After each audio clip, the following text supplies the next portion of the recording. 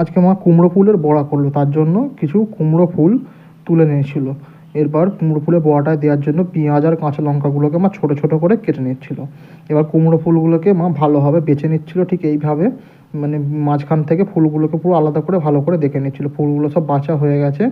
এবার মা ফুলগুলোকে মা ছোটো ছোটো করে কুচিয়ে নিয়েছিল। ফুলগুলো কোঁচানো হয়ে গেলে ওই বড়াটার মধ্যে দেওয়ার জন্য মা আগে মসুর ডাল মিক্সিতে বেটে রেখেছিল, ওই মসুর ডালটা দিয়ে দিয়েছিল। মসুর ডালটা দেওয়ার পর ওর মধ্যে পরিমাণ মতো নুন দিয়ে ভালো করে ওটাকে মাখিয়ে নিচ্ছিল। মাখিয়ে নিয়ে কড়ায় তেল গরম হয়ে গেলে বড়াগুলোকে এক এক করে ছেড়ে দিচ্ছিল।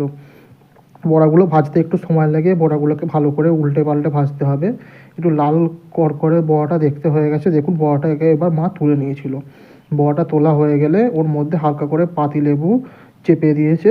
চেপে দিয়ে দেখুন বড়াটা দারুণ সুন্দর খেতেও লাগছে, আর বড়াটা দেখুন কত সুন্দর দেখতেও হয়েছে। বড়াটা দারুণ সুন্দর, বাইরে থেকেও করকরে হয়েছিল, খুব সুন্দর খেতে।